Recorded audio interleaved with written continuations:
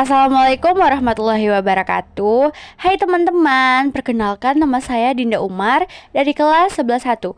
Pada kesempatan kali ini, saya akan membawakan materi sistem indera. Teman-teman tahu tidak apa itu sistem indera? Yuk simak materinya. Nah, jadi secara ringkas, sistem indera adalah sistem yang memungkinkan manusia untuk merasakan dan memahami lingkungan sekitarnya. Selanjutnya, sistem indera berfungsi untuk mendeteksi stimulus dari lingkungan sekitar, menginterpretasikan stimulus tersebut, dan menghasilkan respon yang tepat. Organ-organ indera kita terdiri dari mata, telinga, kulit, lidah, dan hidung.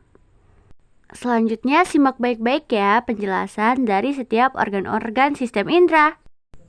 Nah, yang pertama, hidung merupakan indera pembau di samping sebagai alat pernapasan. Saraf pembau, rangsang bau yang diterima hidung diteruskan ke otak. Ketidakmampuan indera pembau untuk mencium bau dinamakan anosmia. Penyebabnya anosmia antara lain sebagai berikut, yaitu terjadinya penyumbatan rongga hidung, misalnya akibat pilek dan penyakit polip. Kedua, gangguan pada saraf indera pembau. Berikut adalah cara kerja indera penciuman. Pertama, molekul bau. Molekul bau dari suatu zat masuk ke dalam hidung melalui udara yang dihirup. Kedua, reseptor penciuman. Molekul bau berikatan dengan reseptor penciuman pada permukaan sel-sel penciuman di dalam hidung. Ketiga, sinyal saraf. Ikatan antara molekul bau dan reseptor penciuman memicu sinyal saraf yang dikirim ke otak. Pengenalan bau, otak mengenali dan menginterpretasikan sinyal saraf sebagai bau tertentu. Bagian-bagian dari hidung terdiri dari 1. Rambut halus penyaring udara. 2. Rambut halus yang peka terhadap bau. Yang ketiga, kumpulan ujung saraf pembau. Dan yang keempat, serat saraf untuk mengirim rangsang bau ke otak. Eits, tidak hanya itu, indera penciuman sangat penting untuk mengenali bau makanan, parfum, dan bau lainnya. Selanjutnya, indera pengecap. Lidah adalah kumpulan otot rangka pada bagian lantai mulut yang dapat membantu pencernaan makanan dengan mengunyah dan menelan. Lidah dikenal sebagai indera pengecap yang banyak memiliki struktur tunas pengecap. Lidah juga turut membantu dalam tindakan bicara, juga membantu membolak-balik makanan dalam mulut. Bagian-bagian lidah terdiri dari papillae, bintik-bintik kecil yang terdapat pada permukaan lidah, yang berfungsi untuk memberikan tekstur lidah. Papillae juga mengandung ribuan kuncup rasa, taste buds, yang merupakan sel saraf yang terhubung ke otak. Kuncup perasa ini berfungsi untuk merasakan rasa, suhu, dan tekstur makanan. Yang kedua, pinggir lidah depan, sensitif terhadap rasa asin. Ketiga, pinggir lidah belakang, sensitif terhadap asam. Keempat, pangkal lidah, sensitif terhadap rasa pahit. Selanjutnya adalah indera peraba. Kulit merupakan indera peraba. Di dalam kulit terdapat ujung-ujung saraf peraba. Tidak semua permukaan kulit merupakan alat peraba yang sama pekanya.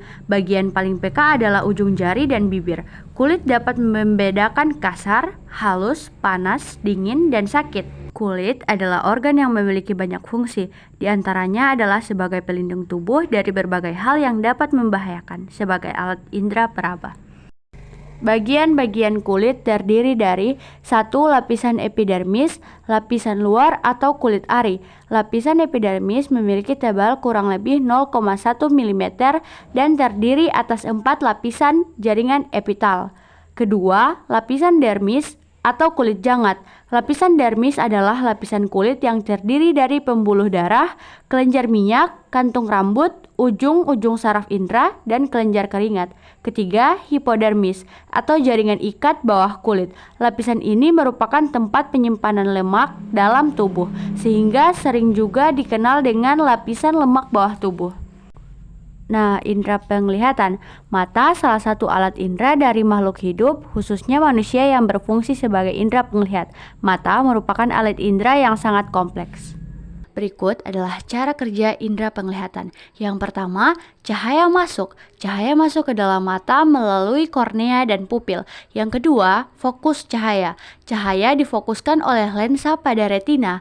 Ketiga, sinyal saraf. Sel-sel fotoreseptor pada retina mengubah cahaya menjadi sinyal saraf. Yang keempat, pengenalan visual. Otak mengenali dan menginterpretasikan sinyal saraf sebagai gambar, warna, dan bentuk. Bagian-bagian dari mata terdiri dari 1. Kornea. Kornea mata berguna meneruskan cahaya yang masuk ke dalam mata. Kedua, iris, mengatur banyaknya cahaya yang masuk ke dalam mata. Ketiga, lensa, untuk memfokuskan cahaya yang masuk ke dalam mata jatuh tepat pada retina. 4. Retina, selaput jala, untuk menangkap cahaya yang masuk ke dalam mata. Yang terakhir, saraf mata, berguna untuk meneruskan rangsang cahaya ke otak. Nah, yang terakhir nih, telinga adalah organ tubuh manusia yang berfungsi sebagai indera pendengaran dan organ yang menjaga keseimbangan.